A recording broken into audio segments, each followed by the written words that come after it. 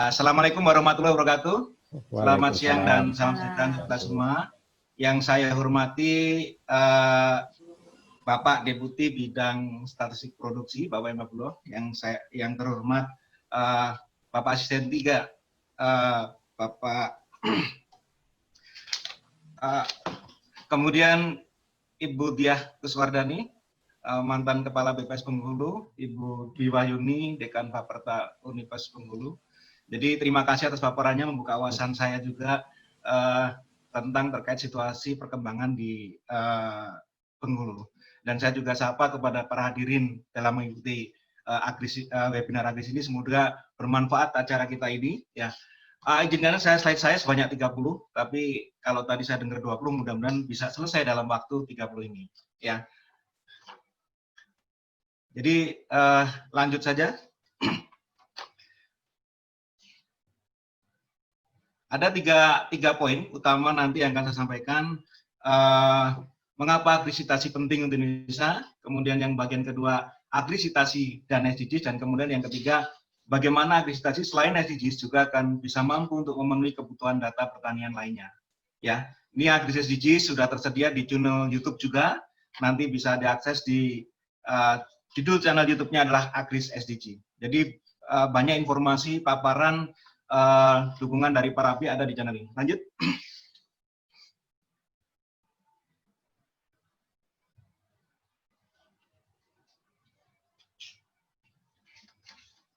Ya, lanjut.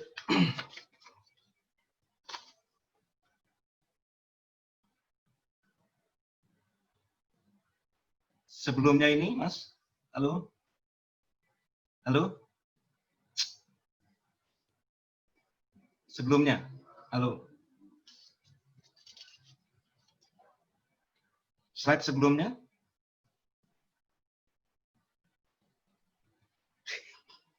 Coba mungkin saya share screen file saya saja. Ini kayaknya file yang tadi memang jujur baru saya kirim siang tadi. Ada beberapa perbaikan yang saya lakukan. Mohon saya izinkan panitia untuk saya biar melakukan share screen ya.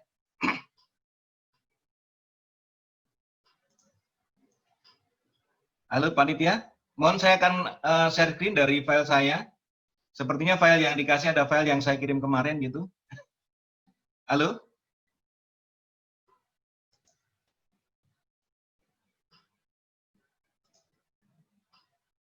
Panitia mohon keluar dulu screen-nya, biar saya screen dari punya saya gitu.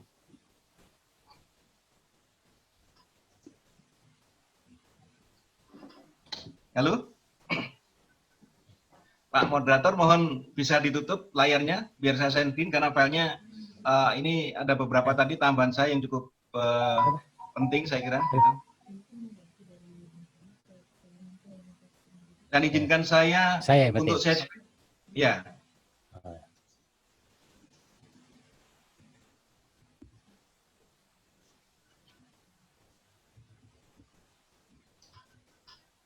Coba keluar dulu dari screen-nya.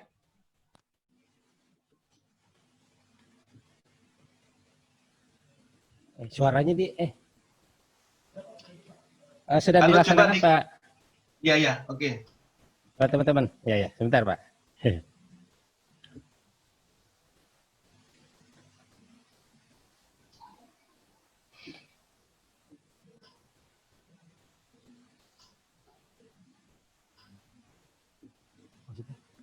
Oh, siap. Silakan Pak Kadarmanto, sudah bisa. Ya. Oke, siap.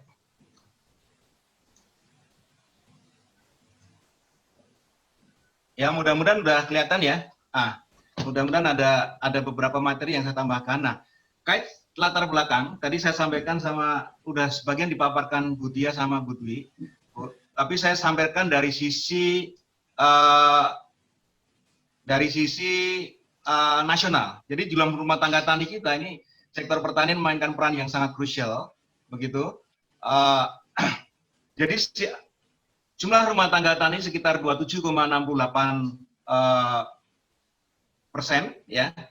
Kemudian dari 27, atau 40% dari total rumah tangga, ternyata share dari pekerjanya cukup luar biasa besar, yaitu sekitar share pekerja terbesar aja 29,04% berdasarkan data Februari 2020, dan juga share PDB terbesar ketiga sebesar 12,84%, ini PDB triwulan 1 2020. Meskipun lebih kurang begitu menggambarkan secara nasional dibanding Bengkulu tadi. Kalau Bengkulu cukup di atas 2%, kalau di secara nasional pertanian di triwulan pertama 2020 hanya 0,00%, ya. Namun demikian berdasarkan pemisahan terakhir, setuju sampai Bu Benita tadi bahwa 60% penduduk miskin kita itu memang tinggal di pedesaan. Nah, sehingga pembangunan wilayah pedesaan inilah yang berfokus pada penguatan sektor pertanian. Nah, sehingga indikator-indikator dibutuhkan dalam menentukan progres pembangunan sektor pertanian yang kemudian secara lengkap akurat. Kita lihat dari gambar di atas, itu adalah gambar dari petani perempuan kita.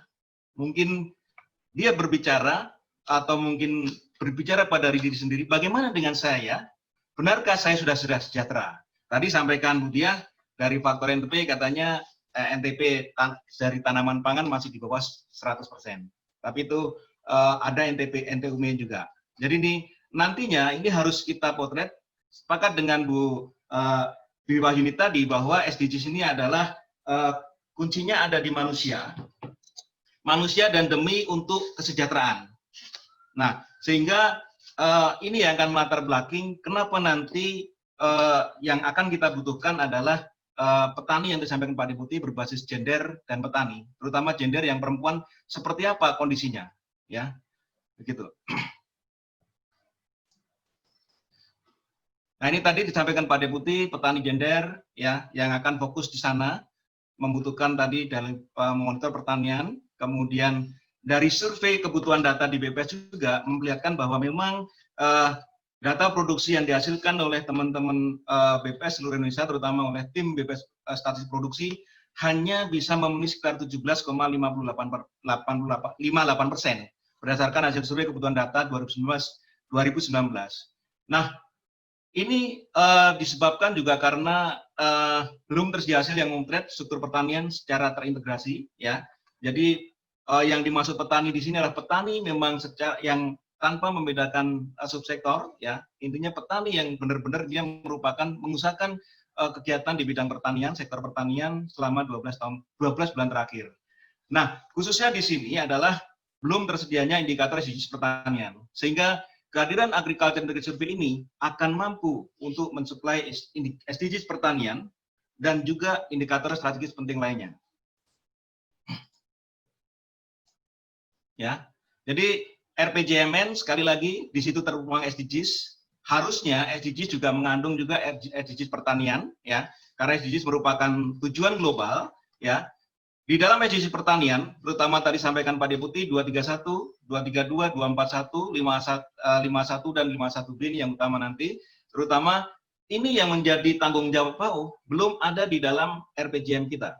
Meskipun itu sudah menjadi dituangkan di dalam RPJMN 2020-2024, namun indikator-indikator yang ini 231 Agriculture Labor Productivity, tadi sampaikan Bu Dwi Wahyuni juga petani skala kecil, itu juga belum, bagaimana dihitungnya belum tersedia juga, ya. Nah, sehingga di sini kesimpulannya ada kesenjangan antara yang dibutuhkan dengan penyediaan untuk indikator SDGs.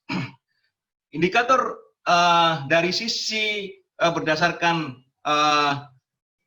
program advisor di Office of Chief Statistician di FAO Roma, headquarter di Italia, Roma, Italia, bahwa indikator ini merupakan indikator penting di bidang pertanian, nanti tepatnya yang menjadi perwalian FAO. Jadi faktor kondisi di Indonesia adalah datanya tidak ada, data sementara yang 231, 2341 dan 51 ini adalah indikator-indikator penting di dalam perwalian FAO, tanggung jawab FAO. Indikator 231 masuk tujuan 2 dan 5 adalah kesetaraan gender. Nah, focal point di Indonesia pun juga belum ada. Nah, ini yang menjadi penyebab kenapa ini terjadi, karena memang survei dari BPS memang belum ada yang terintegrasi yang khusus memotret di bidang pertanian. Selama ini juga kita masih berkonsentrasi di pendekatan rumah tangga saja, sehingga ketika memonitor by gender tidak bisa sama sekali. Nah, juga untuk mempercepat, maka selama ini kita akan mencoba nanti masih agak lama juga masih berbasis PPI, dan nanti juga kalau anggaran-anggaran yang tersedia di dalam pelaksanaan kegiatan yang bersifat khusus seringkali memang tidak tersedia. Nah, sehingga nanti diharapkan ini akan ada lagi belum terbangunnya koordinasi yang baik antara kementerian lain dalam menghasilkan data yang memberikan gambaran di sektor pertanian. Nah, apabila tadi tidak kita selesaikan, maka yang jelas kebijakan di sektor pertanian itu masih barangkali tidak tepat sasaran, karena selama ini yang kita dukung adalah faktor produksi, jumlah produksi saja. Sementara program-program di Kementerian Pertanian atau di bidang pertanian, tidak hanya dari Kementerian Pertanian, itu hanya tidak hanya produksi, tetapi dari sisi termasuk tadi sampaikan Bu Dwi, petani milenial dan sebagainya juga menjadi bagaimana dari sisi SDM-nya, bagaimana dari sisi inputnya, dari mana dari sisi supply-nya. Dan yang penting yang saya yang warna merah ini adalah BPS atau Indonesia tidak dapat mengisi kuesioner SDGs yang sekarang sedang digalakkan FAO untuk kepada anggota-anggotanya, dan juga tentunya tanpa adanya ini akan menjadi Indonesia tidak dapat melihat keterbandingan kondisi pertanian secara internasional yang diukur dengan capaian program SDGs. Indonesia menganggap sebagai negara agraris terbesar di dunia mungkin, tetapi indikator-indikator capaian terutama yang capaian global yang SDGs masih belum kita sediakan secara rinci, bahkan belum ada sama sekali seperti yang tadi saya sampaikan sebelumnya, ya. Nah, Agriculture Integrated Survey, Agris untuk SDGs ini hadir untuk mengintegrasikan data-data dalam satu konteks, satu kesatuan utuh menjadi data pertanian yang secara komprehensif akan menggambarkan nanti data-data statistik pertanian. Ini akan berbasis pada FAO dan tadi untuk terutama mengukur indikator utama SDGs pertanian dan pangan Indonesia, ya. Nah, ini akan kita langsungkan secara berkelanjutan, dan juga tentu data ini secara komprehensif akan menggunakan data tematik, ya. Jadi dari sisi baik dari sisi teknis, ekonomi, lingkungan, dan juga sosial. Jadi nanti akan kita potret juga dampak lingkungan dari pertanian itu sendiri, ya. Jadi dengan adanya latar belakang tadi, kondisi tadi, maka Agriculture Integrated Survey hadir di tengah-tengah kita untuk menyelesaikan kondisi yang kita harapkan, yaitu tersedianya data pertanian Indonesia yang cepat dan akurat yang dapat mengukur indikator utama SDGs pertanian berbasis petani dan jeder, yang merupakan tentunya menjadi tujuan global dunia sampai dengan 2000, serta nanti akan memain indikator statistik lainnya. Tentunya dengan adanya ini manfaatnya tentu ada, ya, dari eksternal BPS. Ini tentu saya kira utamanya adalah bisa menghasilkan ukuran indikator SDGs yang bisa memenuhi kepentingan nasional dan global. Jadi SDGs tidak hanya kepentingan FAO, tetapi juga memang ada sudah disediakan dashboard SDGs Bappenas untuk memotret perkembangan SDGs, capaian SDGs Indonesia. Jadi nanti Bapak Ibu bisa melihat di SDGs Bappenas KID dashboard layout 3. Di situ ada indikator SDGs apa saja yang sudah ada, dan nanti kita lihat di goal 2 zero hunger, ini sangat minim sekali indikator yang bisa disediakan oleh negara Indonesia ini, ya. Manfaat bagi internal BPS adalah ini menjadi sumber data baru yang dapat memenuhi permintaan data di bidang pertanian khususnya, dan juga penelitian juga akan memberikan sumber data baru, ya, kepada untuk penelitian juga baik sektor pemerintah maupun dunia usaha, dan juga ini sekaligus menjadi persiapan menuju era baru sensus pertanian 2023 berstandar internasional yang akan dilaksanakan pada tahun 2020 mendatang. Nah, saya sampaikan tadi di dashboard nasional, saya ambil kembali contoh, yang warna hitam, itu SDGs ada 17 goal, tapi di Indonesia ketersediaan yang warna hitam, banyak yang tidak tersedia, ya. Jadi yang warna hitam ini adalah, ya, jadi kalau saya lihat ini yang hitam-hitam, ya, ini adalah data tidak tersedia, ya. Sedangkan yang target yang di sini, goal 2 di dalam pertanian, itu baru hanya ada 2. Itu pun yang bersifat standar, yang adalah yang bersifat indikator global itu adalah yang 2.1 yaitu prevalensi ketidakcukupan konsumsi pangan, ya. Sedangkan yang lain nggak ada, ya. Nanti ini indikator global yang untuk SDG 2 tanpa kelaparan. Jadi nanti Bapak Ibu sekalian bisa melihat di dashboard SDGs Bappenas, di alamatnya di Bappenas KID, dashboard dan sebagainya.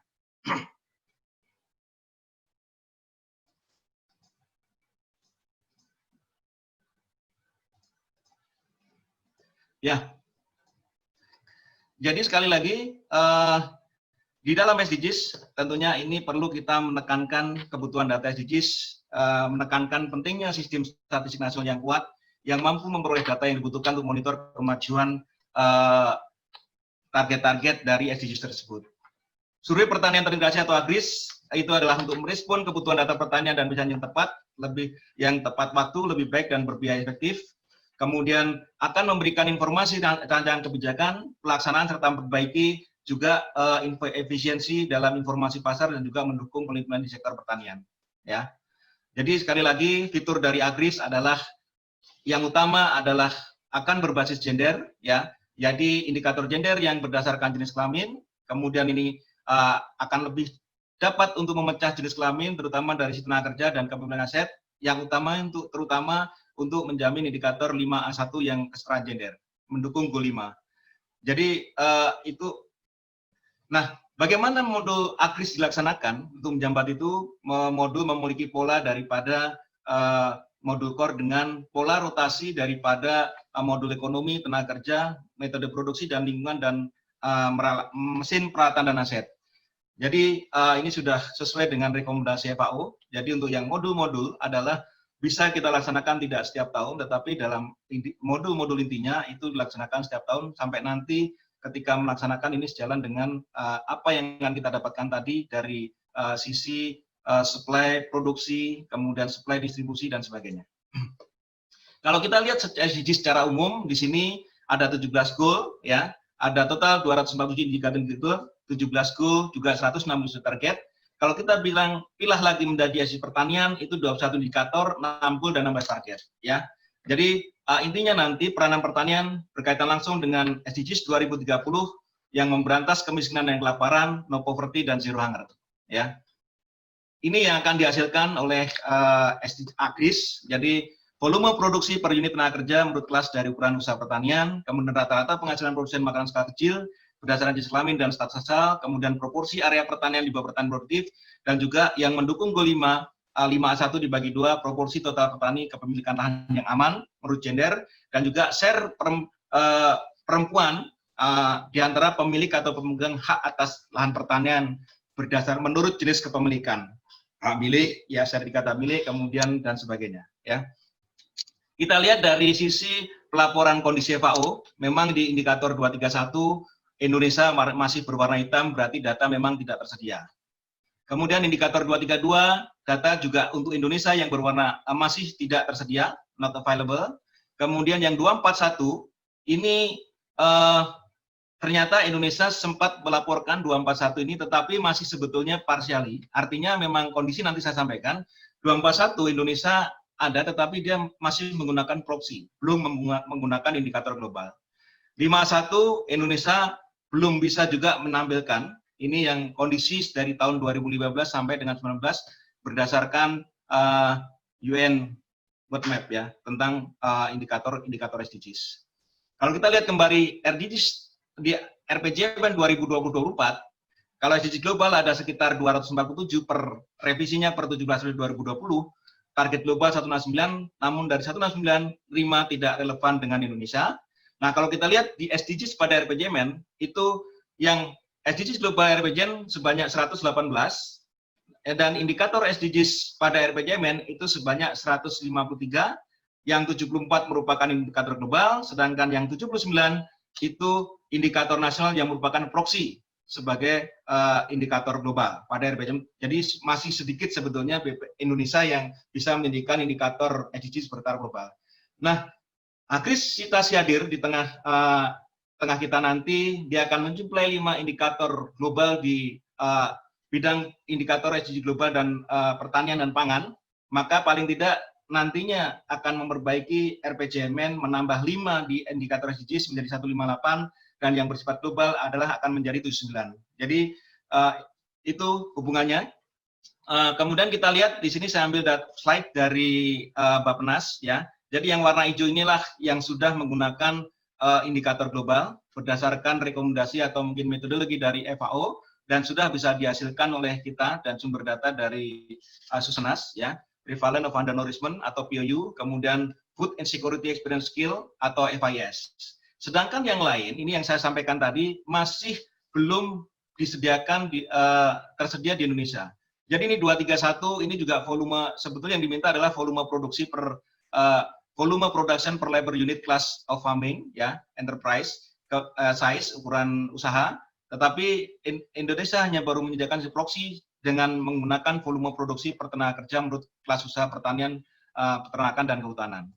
Ya, jadi sebetulnya ini indikator-indikator ini yang belum tersedia di sini. Nah, kalau saya mengacu ke Perpres 8 2020 tentang RPJMD 2020, ini saya ambil dari sumber Bappenas, maka indikator dan target SDGs Goal 2 dalam RPJMD 2020-2024 yang ketahanan pangan itu hanya yang berwarna hijau, yaitu yang indikator 211, 212, yaitu POU dan FIS. Sedangkan yang warna kuning, ini 22A, kemudian ini merupakan indikator, masih merupakan proxy. Presentasi lahan baku sawah di lahan pertanian berkelanjutan, ini juga masih proxy, pendekatan 241, tapi nanti Akris akan mampu mensuplai indikator sebenarnya yang 241 sesuai indikator global, ya. Kemudian juga nanti 231, ya, bukan lagi merupakan proxy. Nah, kita lihat di sini nanti ini adalah 21 indikator yang menjadi perwakilan FAO. Yang hijau itu merupakan metodologinya sudah ada dan juga datanya juga sudah tersedia luas. Dan yang kuning metodologi tersedia, tetapi negara-negara yang melaporkan masih sangat sedikit, ya.